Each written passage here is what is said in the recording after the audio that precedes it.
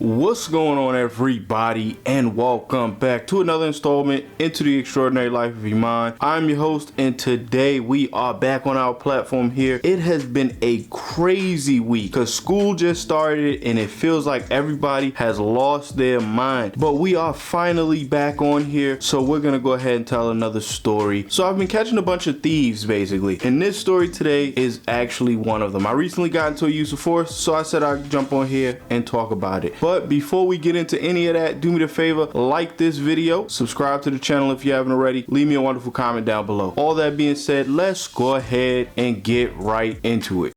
1, 2, 3, 4.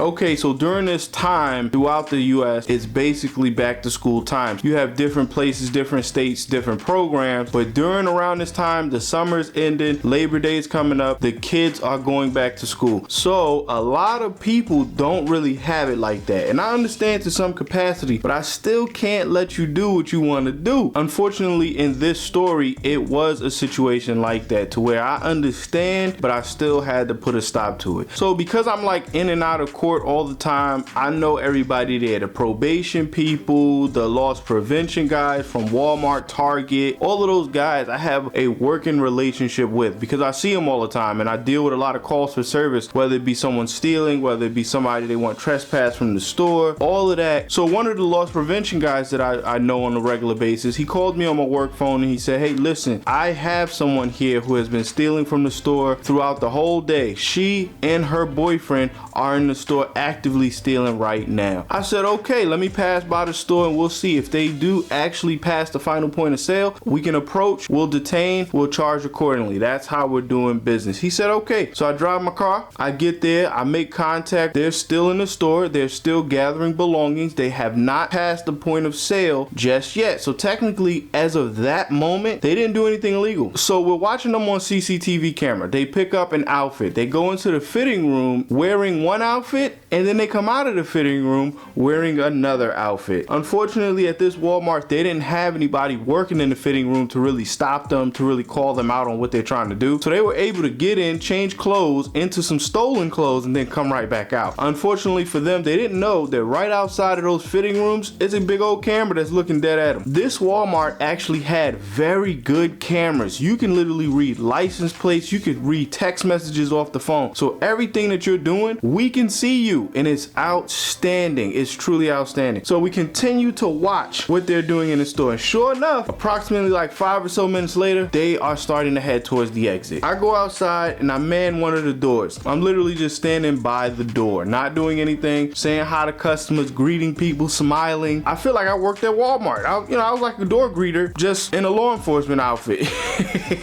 These people come and I see them. It's a male and a female. They haven't paid for any of the items. They go through the self-checkout. They just completely walk towards the door. They have passed to be what's considered the final point of sale. By law, where I am, they have to pass that point, aka the registers and the first gate that Walmart has. Once they pass that, their intentions are to steal those clothes. We can detain and stop all we want. So the couple in question actually were walking right towards the loss prevention office. So we actually gave them a little bit of leeway. When it comes to dealing with thieves, shoplifting, we try to get them to the loss prevention office, to get them outside of the public view. You know, I don't want them to be embarrassed or anything like that. I want them to comply so I could show them the evidence and I could charge them accordingly, whether it be taking them to jail, writing them a summons, whatever the case may be. So we literally let them walk right past the first exit door. As soon as they hit that middle atrium area of the Walmart, my loss prevention guy jumps out. He comes to make contact with them. Hello, how are you? Can you present a receipt for the items that you've gathered today? Additionally, you still have tags on your clothing that belongs to Walmart. Can you present a receipt for the items in your current possession? The lady goes off first. She's like, what? We didn't steal anything. We didn't take anything. This is all our stuff. We paid for all of this. And you know, my guy was calm. He was very, very calm. He said, ma'am, I've been watching you guys through the store for the past hour. I even waited to contact law enforcement. You guys have been gathering these items. You didn't pay for any of it. And now you're trying to walk out of the store. we've caught you, it's over, give it up. The lady isn't going for it.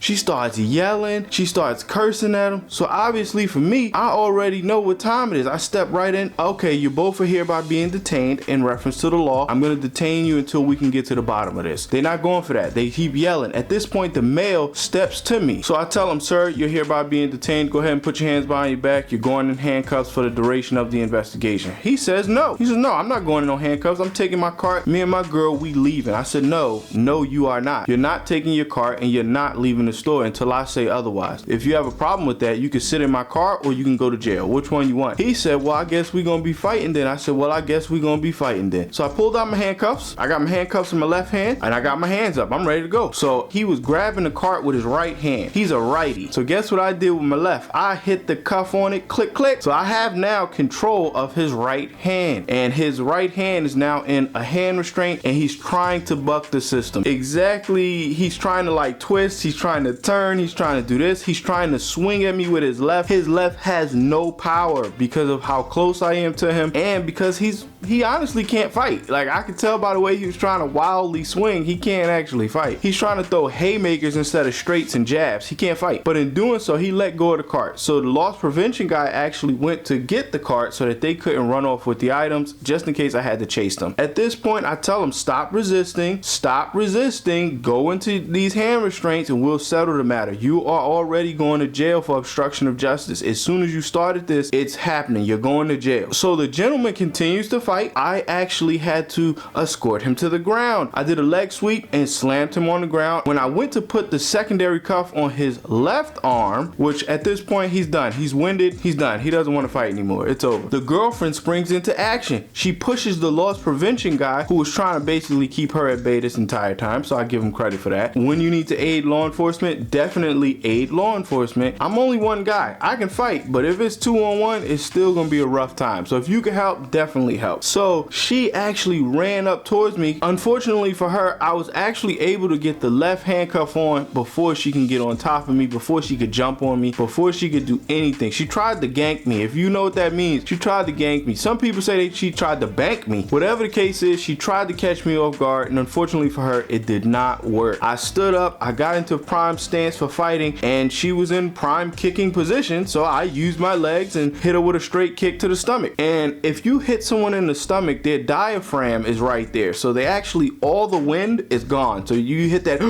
yeah, you get that out of them, you know they're done. They're out of the fight. So literally, she's now like crunched over holding her stomach, and the guy is now on the ground. He's fine. He's out. He's done. He don't want any more trouble. So I go over there and I throw one cuff on her and she tries to swing at me. Unfortunately for her, she was also again in elbow position. If you're a law enforcement out there, you may know this move as a number one. A number one elbow is outstanding. It's literally just a straight elbow to the face, to the body, to whatever you're trying to hit, but it's very fast and it's very hard. So unfortunately, I sidestepped and number one her. She literally went limp. I put the handcuffs on her. I notified EMS services that hey, they might want to come and check on her. Also send me a supervisor and give me a couple additional units just in case the male subject still wants to fight. The male subject turned out to be a pretty stand-up guy. I got him up. I went into loss prevention. We picked her up, put her in loss prevention, and waited for medical to get there. Supervisors got there. They interviewed everybody. The male said exactly what needed to be said. He told the absolute truth that they made a mistake, that they tried to jump me because they wanted to steal the items from the Walmart. Normally it's not that big of a deal, but in this case, no. They stole like $3,000 worth of stuff. So you know, big felony, they're going to jail for obstruction of justice, assault on law enforcement, and grand larceny in reference to the theft of the items from the Walmart, from the shoplifting. However, like I said, the guy turned out to be a stand-up guy. He told my supervisor exactly what happened. He didn't report any injuries. He said I carried out my duties. I held back even, which I did. I didn't want to hurt him. I just wanted to overcome the resistance. And that's exactly how that happens. When you're in that mode, you have to keep breathing so you don't get tunnel vision and you're not able to focus and then you do something wrong. You don't want to do that. You want to breathe. You want to have a good base for your surroundings so you can act appropriately. And a lot of the use of force situations where it goes bad is people are getting tunnel vision. But in this situation, I already knew it because I've done this before and I've been in several uses of force and fights and stuff throughout my career. So I'm pretty good at breathing, pretty good at keeping a level head head and pretty good at dealing and addressing with a threat. So they took their pictures, they interviewed. The lady turned out to be fine. She just fainted because she overexerted herself, and the stress of it actually caused her to pass out. It wasn't actually the number one that I hit her with. It was just her own actual stress levels had gotten to the point where she actually passed out. When she woke up, I informed her she was going to jail. My partners and I, we transported both of them to the jail. We charged everybody accordingly, and that's exactly how that went. In reference to the use of force, I wrote a very long report detailed on what exactly I did. The report basically covers me, it covers the parties involved, it states exactly what happened. Add my body cam and the interviews that my supervisor did, and guess what? Everything's wrapped up in a nice bow. But that's it, that's the story, that's what happened. It's been a crazy week. I just wanted to jump on here and let you guys know what's going on with me, let you guys in on a little bit of incident that unfortunately I had to take part in. If you guys enjoyed this video, please do me that favor, like the video, and of course subscribe to the channel if you haven't already. Leave me a wonderful comment down below. But like I said, that's it for me. This has been another installment into the extraordinary life of Emon. I've been your host, and I'll definitely see you on the next one.